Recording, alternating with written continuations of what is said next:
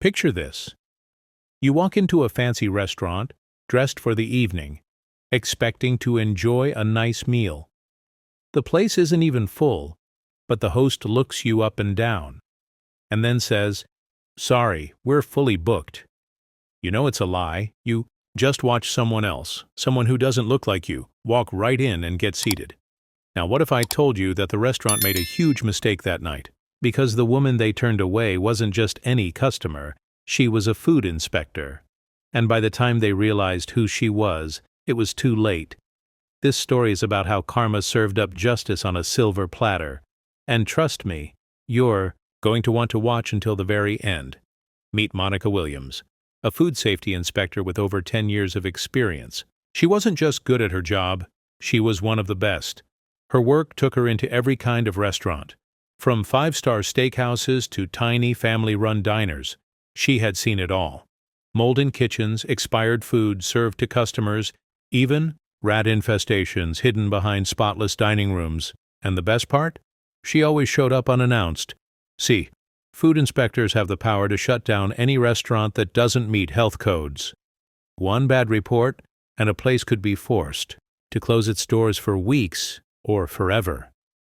On this particular evening, Monica wasn't even working. She had just wrapped up a long, exhausting day and decided to treat herself to dinner. A little solo date, good food, good vibes, no stress. Or so she thought. The restaurant Monica chose that night was one of those high-end spots with a reputation. You know the type. Elegant decor, dim lighting, a wine list that costs more than your rent. She had heard about it before. Exclusive, expensive, selective about its clientele. But Monica wasn't worried. She knew she could afford it, and besides, it was her right to eat wherever she pleased. She walked up to the front desk where a young host in a sleek black uniform stood behind a podium. He looked about 20-something with an air of arrogance, like he thought his job made him important. Monica noticed something immediately. The restaurant wasn't full. Several empty tables sat untouched, their white tablecloths perfectly smooth, silverware gleaming under the soft chandeliers. A couple, a well-dressed white man and woman, walked in just ahead of her. They didn't have a reservation. Monica knew this because she had heard them say it. And yet, the host smiled, grabbed 2 menus, and escorted them to a table without hesitation. Then it was Monica's turn. She stepped forward and said, "Table for 1, please." The host's smile disappeared. The young man hesitated. His eyes flicked over Monica's outfit. An elegant yet simple dress, heels, nothing flashy but perfectly appropriate for the restaurant. Then he said the words that sent a wave of anger through her veins. "I'm sorry, we're fully booked tonight." Monica blinked. Fully booked? She glanced at the empty tables, the couple who had just been seated, the obvious lie hanging in the air. She could feel the heat rising in her chest, but she kept her voice calm. "Are you sure? I see plenty of open tables." The host's fingers tightened around the podium. "They're reserved." "Ah, reserved." Monica's stomach churned, but she knew what was happening. She had seen it before, different rules for different people. At this point, she had 2 choices. She could let it go, leave, find another place to eat, or she could handle it the way only a food inspector could. And trust me, she chose the second option. Instead of arguing, Monica stepped away from the podium. She pulled out her phone and, with a quick Google search, found the restaurant's number. She hit call. A second later, the phone at the podium rang. The host, the same one who just turned her away, picked up. "Hello, thank you for calling." Restaurant name. "How can I help you?" Monica smiled. "Hi, I'd like to make a reservation for tonight." The host didn't even hesitate. "Of course. What time would you like to come in?" Monica's smile widened. Busted. She took a deep breath, stepped back up to the podium, and said the words that made the host's face turn white as a napkin. "Actually, I don't need a reservation. I'm here on official business." And with that, she reached into her bag and pulled out her official food inspector's badge. The moment Monica placed her official food inspector badge on the counter, the air shifted. The host, who just a moment ago had been smug and dismissive, turned pale. His lips parted slightly, but no words came out. It was as if his brain was short-circuiting, trying to process the absolute disaster unfolding before him. Monica, on the other hand, cool, collected, completely in control. She folded her arms and leaned slightly toward him. "So, you're fully booked, huh?" The host's throat bobbed as he swallowed hard. Before he could stammer out an excuse, another voice cut through the tension. "Is there a problem here?" Enter the restaurant manager, a tall, stocky man in a tailored suit who had clearly overheard the conversation. His expression was a mix of annoyance and concern, as if he was already calculating how bad this situation could get. Monica turned. To him, still smiling. "Oh, no problem at all," she said, her voice dripping with professionalism. "I was just about to begin my inspection, and just like that," the manager's face twisted into sheer horror. The manager's panic was instant. "Wait, hold on. You're a food inspector?" Monica nodded.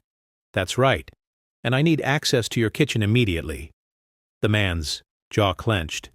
He knew he had no way out of this. Still, he tried. "Miss Williams, I think there's been a misunderstanding."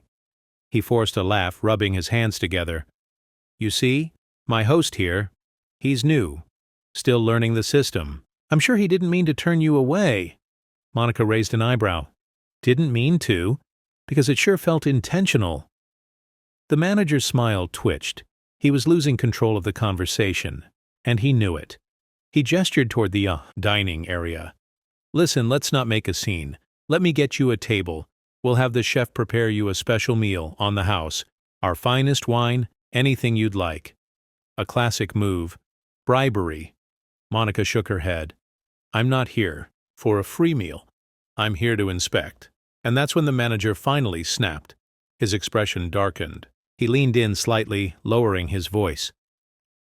"Miss Williams," he said, his tone dangerously low, "this is a very exclusive establishment.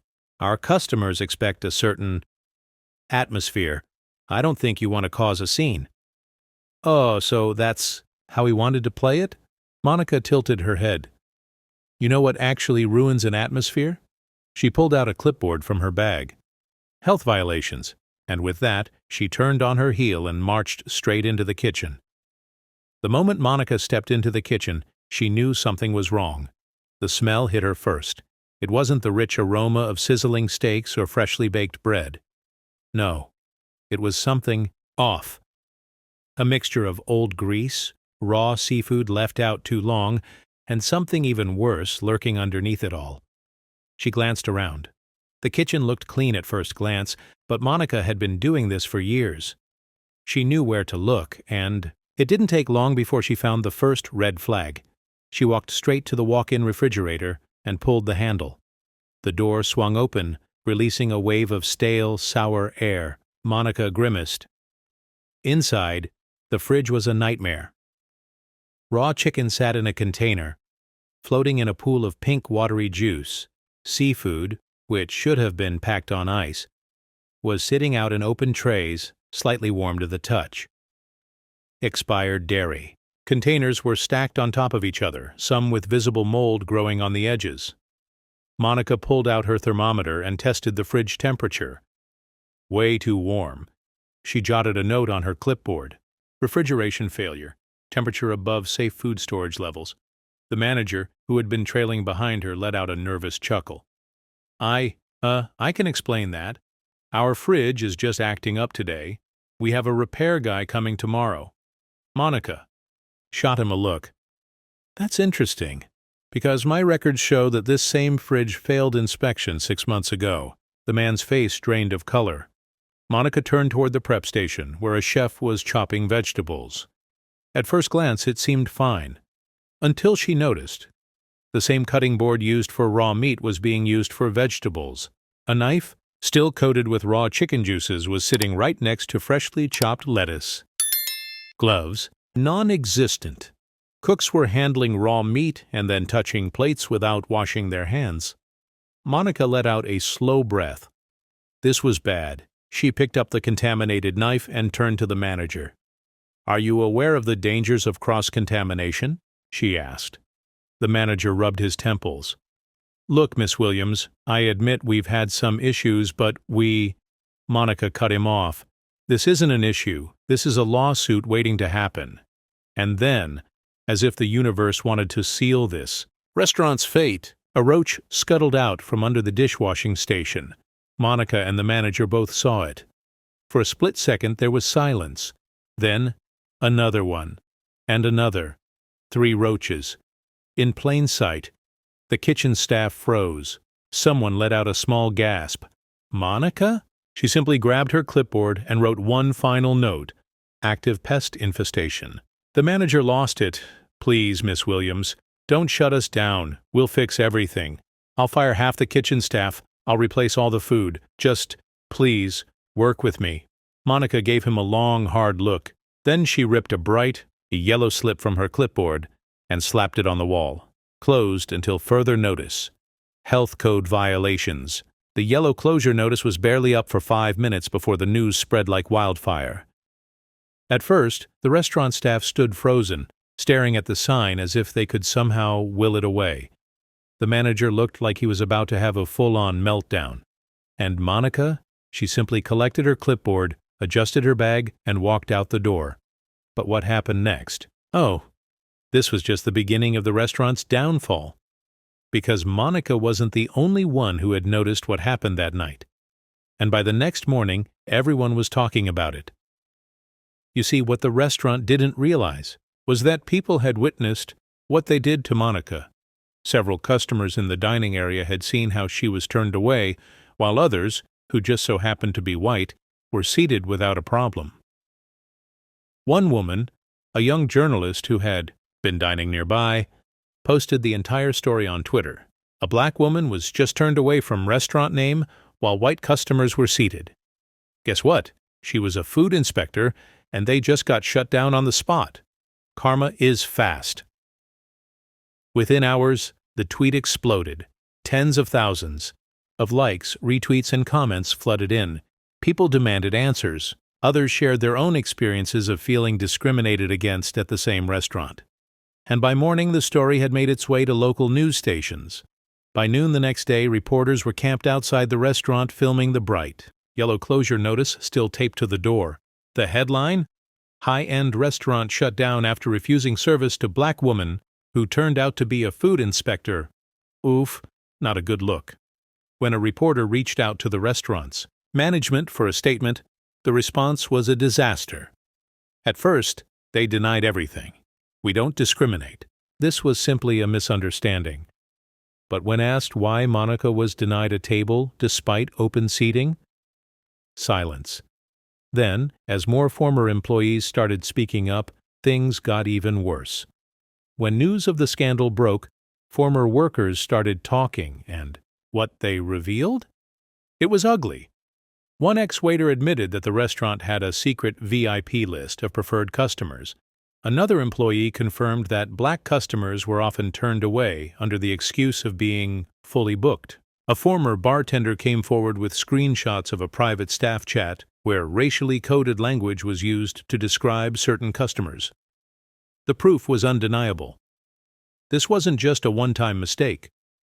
This was a pattern, and now the whole world knew it.